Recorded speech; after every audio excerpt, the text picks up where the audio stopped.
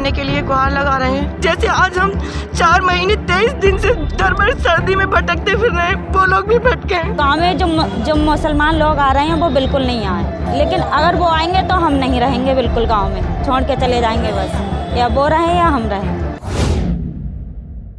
UP के जिला बरेली में शाही थाने के गांव गौसगंज की नूर चाहती हैं कि उन्हें और दूसरे मुस्लिम परिवारों को अपने घरों में जाने दिया जाए। इसके लिए समाजवादी पार्टी के नेताओं के साथ चंद दिन पहले कलेक्ट्रेट पहुंची थी। डीएम को संबोधित ज्ञापन में यह भी कहा था कि खेतों से फसल और पेड़ काट लिए गए हैं, घरों में लूटपाट हुई है। नूर ने रोते हुए कहा था कि हम अपने घरों में नहीं जा पा रहे हैं, लेकिन पूर्व प्रधान हीरालाल की बहू अनीता को ये मंजूर नहीं है। वो आज विश्व हिंदू परिषद के पदाधिकारियों के साथ डीएम से मिलने कलेक्ट्रेट आई थी। पहले आप नूर को सुनिए कि उन्होंने क्या कहा था, फिर हम आपको अनीता से रूबरू कराएंगे कि क्यों नहीं चाहती कि मुस्लिम परिवार वापस गौसगंज आए। नूर, महिला को आगे कर दो भाई। हम लोग अपने घर जाने के लिए गुहार लगा रहे हैं और जो हमारे घरों में लूटपाट की गई है, हम लोगों की भैंस बकरी और खेतों में से लकड़ी और गन्ना धान सब काट लिया गया है। उस लोगों के खिलाफ हम लोग चाहते हैं कि कड़ी से कड़ी कार्रवाई हो, तत्काल उन लोगों को भी जेल भेजा जाए। जैसे आज हम 4 महीने 23 दिन से दरबर सर्दी में भटकते फिर रहे हैं, वो लोग भी भटके हैं। क्या नाम है आपका? अनीता। क्यों आप लोग यहाँ पर आए पास? हम इसलिए आए हैं कि हमारे पति सो रहे थे, तो महिला भी आई थी और मुस्लिम लोग भी आए थे, तो वो हमारे पति को उठा के ले गए और महिलाओं ने हमारे साथ मारपीट की बहुत ज़्यादा। फिर उन्हें उठा के ले गए मस्जिद में जाके, उन्हें बहुत मारा, इतना मारा कि उनमें कुछ नहीं रहा था बिल्कुल। और हमारे पति को मतलब एक्सपायर हुए 5 महीने हो गए, लेकिन अभी तक कुछ भी नहीं हुआ है। कोई हम ये चाहते हैं कि हमें इंसाफ मिले, हमें नौकरी मिले और मुआवजा भी मिले और मतलब लाइसेंस भी होना चाहिए। और गांव में जो मुसलमान लोग आ रहे हैं वो बिल्कुल नहीं आए, क्योंकि अभी तक हमारे साथ कुछ भी नहीं हुआ है ऐसा। लेकिन अगर वो आएंगे तो हम नहीं रहेंगे, बिल्कुल गांव में छोड़ के चले जाएंगे बस, या वो रहें या हम रहें, और कुछ नहीं। हम इंसाफ चाहते हैं बस। ये वही गांव है जहां मुहर्रम पर बवाल हुआ था, जिसमें पूर्व प्रधान हीरालाल के बेटे तेजराम की हमले में गंभीर रूप से घायल हो जाने के बाद अस्पताल में इलाज के दौरान मौत हो गई थी। 5 माह पुराने इस मामले में पुलिस की तरफ से अब तक बड़ी कार्रवाई हो चुकी है। दबिश देकर और मुठभेड़ के बाद पकड़े गए 51 आरोपियों को जेल भेजा जा चुका है। मुख्य आरोपी बख्तावर पर रासुका लगी है, वो पीआरडी में थे, वहां से बर्खास्त कर दिया गया है। उन समेत कई आरोपियों घरों पर बुलडोजर की कार्रवाई भी हुई है। विहिप नेताओं का कहना है गाँव में अब से पहले भी हिंदू समाज के लोगों से ज्यादती होती चली आ रही है। मीडिया को गौसगंज के पूर्व प्रधान हीरालाल ने भी ऐसी ही जानकारी दी है। क्या नाम है आपका? मेरा नाम हीरालाल है। कहाँ रहते हैं हीरालाल जी? मैं ग्राम गौसगंज थाना शाही रहता हूँ। क्या मामला है जो आप लोग एकत्रित हुए हैं? सर, मेरे यहाँ 19/7/2024 को मेरे बेटे को घर से उठाकर मुस्लिम समाज के लोगों ने मस्जिद में ले जाकर उसकी हत्या कर दी गई।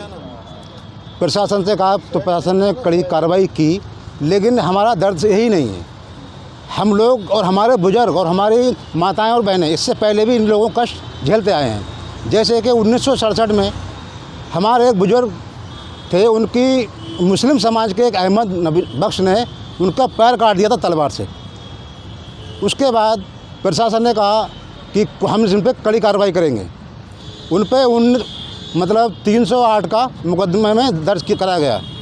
उनसे कहा कि आप साल अगले की कोई ऐब नहीं करेंगे आपके साथ में। फिर भी उसके बाद में 1992 में इन मुस्लिम समाज के लोगों ने, दंगाइयों ने एक महिला को घर से उठाकर, हिंदू की महिला को उठा के जंगल में ले जाकर उसे तलवारों और चाकुओं से खान दिया था। उसे मरा जान के वहीं छोड़ के भाग गए।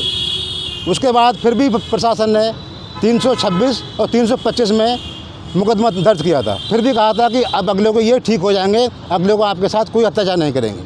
फिर भी ये लोग नहीं सुधरे। इनने फिर सन 2000 में एक गांव हिंदू के लिए, उसका नाम था ओम प्रकाश सनाब लेखराज, वो भी गांव का ही था, उसके लिए घर में जाकर उसे चाकू और तलवारों से खान दिया था। उसे मरा जान के ये लोग छोड़ के भाग गए। उसके बाद फिर वो मेरे बेटे को इन लोगों ने 19/7/2024 को घर से उठाकर और मस्जिद में ले जाकर उसकी हत्या कर दी। सर बताएं, इस स्थिति में हम इन लोगों को कब तक पीड़ा झेलें, कब तक सहें, किस किस को मरवाएं? हिंदू समाज कब तक इनका दर्द झेले? इसको होते हुए जब वहाँ हमने पहुँचे थे, जो हमारे बेटे की हत्या करने के बाद हम लोग वहाँ पहुँचे थे, दाह संस्कार के लिए ले जा रहे थे, पर उच्च अधिकारी भी पहुँचे थे, प्रशासन भी पहुँचा था। उसको कहा, हमें आश्वासन दिया गया कि आप धैर्य रखिए, आपके लिए साथ में न्याय होगा, आपको मतलब फुल आपकी मदद की जाएगी। कहा गया आपकी जो बहू है इसके लिए सरकारी नौकरी दिलवाएंगे, आपको जो बेटे के तौर पर आपको मुआवजा दिलवाएंगे, आपकी जान माल के खतरा हो इसके लिए आपको शस्त्र भी दिलवाएंगे। हमें आज तक कोई भी सहायता नहीं मिली। इस स्थिति में सर हम बताएं क्या करें, कहाँ जाएं? इसको होते हुए हमारी जब किसी ने नहीं सुनी तो हम अपने विश्व संगठन के हिंदू परिषद से हमने अपील की है कि आप भी हमारी मदद कीजिए, इसमें आपकी जो भी होगा वो आपके सारी हम चलेंगे। देखिए, शाही के गौसगंज क्षेत्र में एक 5 माह पहले एक हत्या हुई थी। हत्या के अंदर सबसे मुख्य बात ये थी कि मस्जिद के अंदर खींचकर हत्या की गई थी और उसके बाद वहाँ पर बुलडोज़र की छोटी सी एक कार्रवाई केवल दिखावे की हुई थी और बाकी दोषी आज भी खाली घूम रहे हैं और उस क्षेत्र में भय का माहौल है। ये पहली घटना नहीं है, पिछले 50 वर्षों में ऐसी घटनाएं पहले भी हो चुकी हैं। 1967 में अहमद बख्श द्वारा बलदेव की टांग काट दी गई थी।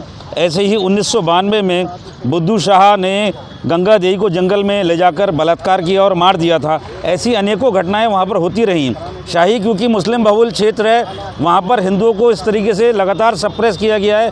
लेकिन आज इस सरकार से जो थोड़ी बहुत उम्मीद थी वो भी अब इस तरीके से पूर्ण नहीं हो पा रही है। वहाँ पर जो ये घटना हुई थी तो बहुत सारे लोगों ने कहा था कि आपको उचित मुआवजा दिलाया जाएगा, लेकिन मुआवजे का एक भी रुपया नहीं दिया गया है। आज हम जिलाधिकारी महोदय से इस विषय में जाकर अपनी बात रखना चाहते हैं।